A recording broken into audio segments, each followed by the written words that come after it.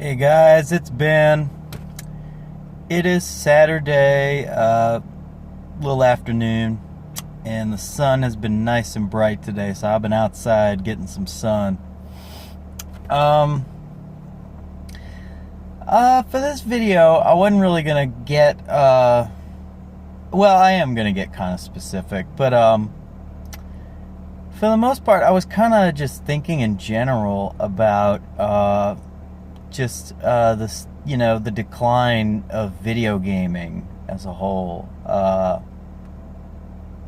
think not, it's not a decline in numbers, but it's a decline in quality and content, similar to stuff I've been talking about with like Disney and all. But this is much more broad, much more.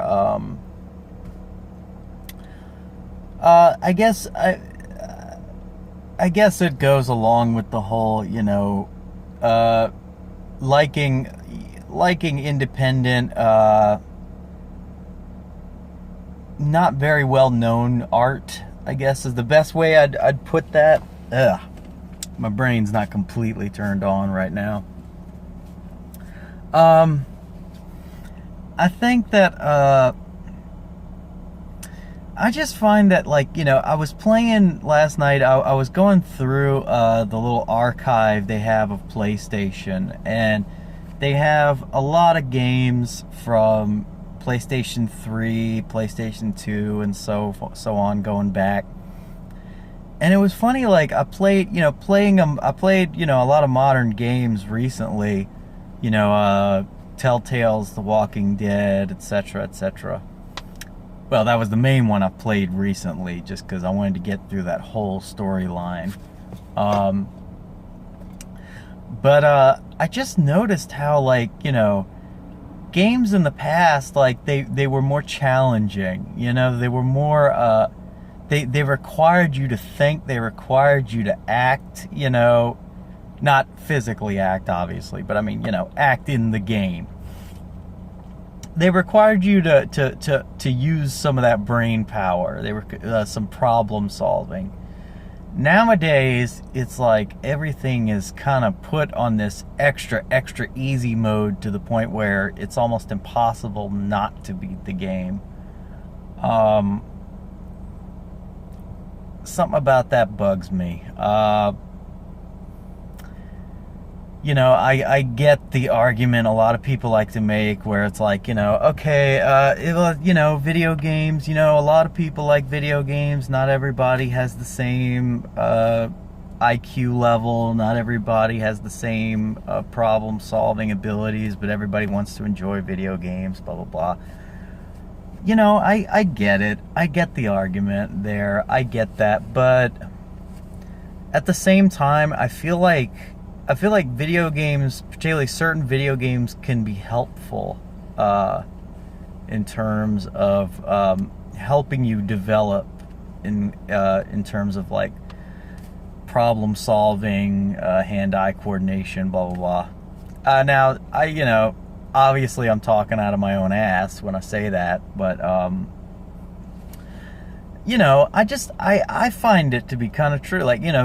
Some stuff I picked up in video games kind of helped in translation to real life on certain aspects of it. Problem solving. Problem solving. Puzzle solving mostly. But, I think that also with games that have increased difficulty, I think that's good for you in that it gives you some replay value. It gives, it's a challenge that you can play with in your own spare time. Video games there's no requirement or time limit to them. There's no real pressure behind it unless you're doing it professionally. But I like games that have a challenge to it. Now, granted, yeah, I'm kind of a wuss. I don't like. I'm not. Okay, I am somebody who has played Final Fantasy VIII for about oh god, it's been over 10 years. I've played that game many times, and only in the past 3 years have I actually beat it. Yeah, I know. A lot of the ultra gamers out there are probably shaking their heads and rolling their eyes at me, but there you go. Took me a long time to beat Final Fantasy VIII, and guess what? I loved it. I loved that it took me a long time. I loved that I got to revisit that world a lot. And, it's pretty much the same for most of those, particularly those middle Final Fantasies, 7 through 10, I would say. If you want to argue with me about 10 to, God help you. Oh, and by the way, this is probably, this is a slightly off topic, but, Final Fantasy 12, guys, really? Come on. Like, y'all can do better than that. Come on. Final Fantasy 12, like, I'm going to tell you right now, Final Fantasy 12 is Star Wars redone in the Final Fantasy context. Look at all the aspects of the original Star Wars, A New Hope, and all that, and look at the stuff in Final Fantasy 12. There are so many parallels. Sorry, that was a weird aside. It came into my head and I had to get it out.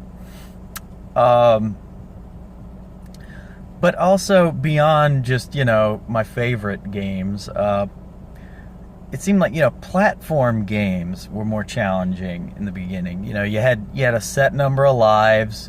If you ran out of lives, you had to start over or start from where you saved last. Bam. Nowadays, like, you get a retry for everything, like, it kind of, I don't know, maybe I'm being grandpa-y about it, but, I mean, I just think that, the lack of challenge and everything, it's disappointing, because, really, I feel like video games, they helped kind of open my mind and my imagination up to creativity. And I feel like it's like the lazier and the easier and the more simple it gets, the less of an impact it's going to have on any future people who play. And it's like the idea of like these video games basically kind of handing you the victories. It's like there's no growth from that. I mean, again, yeah, I'm being a little melodramatic about video games and all that, but it does mean something to me, and I just think that as a society, we can do better, and I think that it mainly starts off with quit trying to silence dissent from what is considered the norm right now. It doesn't, a lot of it's ugly, and a lot of it isn't. And I think, if people could just be more patient and just let people say or do or create what they want to create, I think you'll find there's more positive outcomes from that than negative. But that's just my take. So anyway, we got Outlaw Nights, our 48-page sci-fi genre blending action adventure crime thriller. It's going to be hitting Indiegogo on September 24th. Be sure to be on the lookout for that. And thank you so much for sitting through this rather disorganized ramble. I will be back with another video tomorrow. Thank you so much. Bye.